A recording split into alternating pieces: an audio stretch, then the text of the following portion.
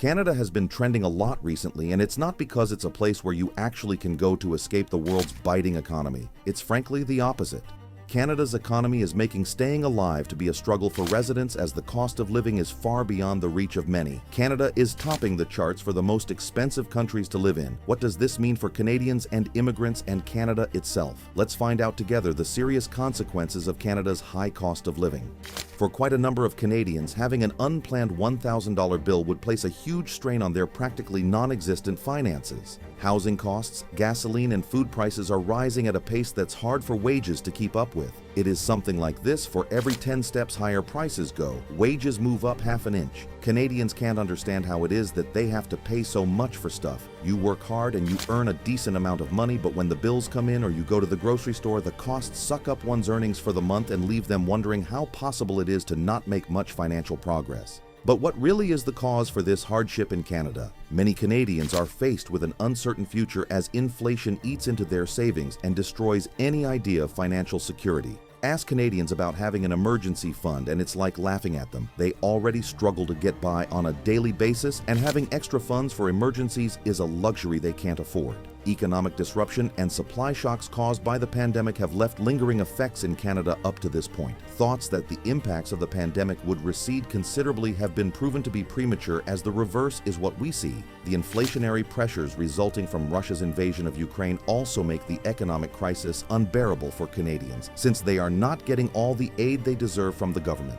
There's a particularly biting area where Canadians are feeling it worst. If the current situation keeps up, Canadians and immigrants say they aren't waiting around for conditions to improve. No, they're choosing to leave. According to reports, over 42,000 Canadians left in the first half of 2023, adding to around 90,000 people who left in 2022. For a lot of people who left, the area where they feel the heat of the unbearable living cost is housing. Housing is at the top of the list of what's making them decide to leave for other countries where accommodation is fairly priced. On average, in Canada, about 60% of household income would be needed to cover home ownership costs, a figure that rises to about 98% for Vancouver and 80% for Toronto, according to reports. It's a lot to take in. In summary, owning a home in Canada is a dream that will sadly remain a dream for a majority of people. The prices are just too high for income to comfortably cover. In Canada, the value of the dollar you earn doesn't take you far enough as it would in other countries. The income many struggles to get by with in Canada is more than enough to allow them live in comfort elsewhere. Many have said, "I'm done with Canada," and left for good without a backward glance. According to Statistics Canada, one immigrant will leave Canada every 40 minutes or so. Not a lot of Canadians have looked back at the life they've lived in Canada and look at where they are without being pained. Back with the problem besieging Canada, the position many hoped they'd be in at a certain age is still far out of reach.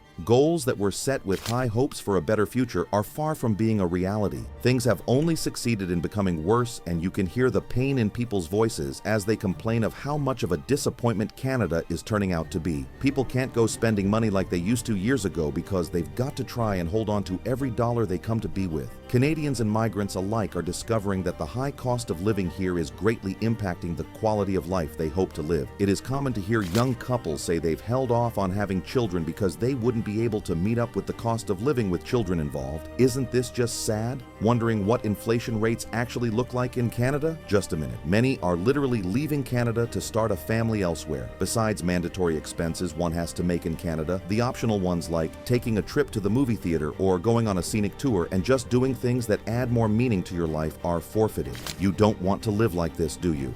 Being able to do more of these recreational activities can greatly improve one's quality of life and that of your family. When all of these other extra costs are so much cheaper, the quality of life that brings is satisfying. Canada's annual rate of inflation has surpassed 5% for the first time in 30 years and has far outpaced wage growth. According to a recent survey done by the Angus Reid Institute, 70% of Canadians are stressed about money due to the crushing weight of inflation on their daily lives. Canadians are obligated to adjust their budgets regularly as prices of goods continue to rise on a daily basis.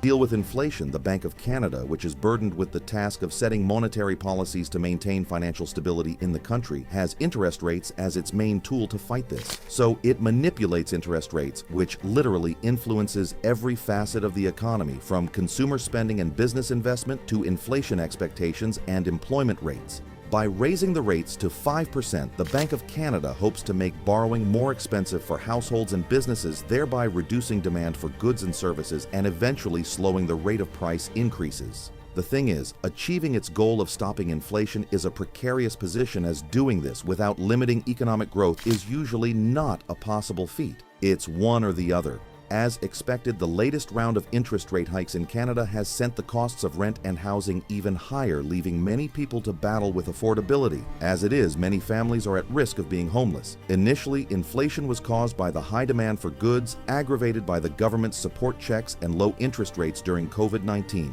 Additional global factors have escalated food and energy prices, making inflation worse. Recently, data has shown a shift from the former cause of inflation to reveal that a tight labor market and rapid wage growth in Canada are now the latest cause of inflation. For most Canadians, the effects of inflation are felt the most in areas such as mortgages and various forms of consumer debt like credit cards, personal loans, groceries, goods, and auto loans. That's because when interest rates are very low, people borrow and spend more, which causes a disruption in the balance between supply and demand. But when the interest rates are higher, people save more and spend less. Increasing the interest rate can then work to rebalance the economy. The only problem with this, as mentioned earlier, is that it will cause business activity to slow down for a period of time. In Canada, there's only so much room for living. There's plenty of room for surviving, though. But who choose surviving over living? What's the essence of life? Well, to make their income go farther, some Canadians work hard to accumulate some measure of wealth with the mind that they'll move to some place where incomes are much lower and everything else is going to be at a much lower price. Problem solved. As a consequence of Canada's high cost of living, its economy is getting affected too. The more people feel that the country doesn't reward one's efforts working hard, the more people are going to leave, and that has never been good for any economy. Rather, it'll slow the country's economic future.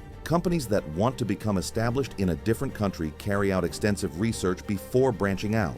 Seeing how high housing is in Canada, they wouldn't be too happy paying people elevated wages to balance their housing costs. They're simply going to pick a different part of the world with moderate housing costs to do their business. That's one way the future of the economy becomes affected. When housing continues to be unaffordable and immigrants choose to leave or pick a different location to migrate to, that's going to have a direct impact on the success of Canada's economy. Also, higher rent means that people have less money to spend on other things, which brings down the economic growth of Canadian families and households' income. Keeping up with the high cost of living in Canada is now a full-time job. Lots of calculations have to be done to ensure one gets by.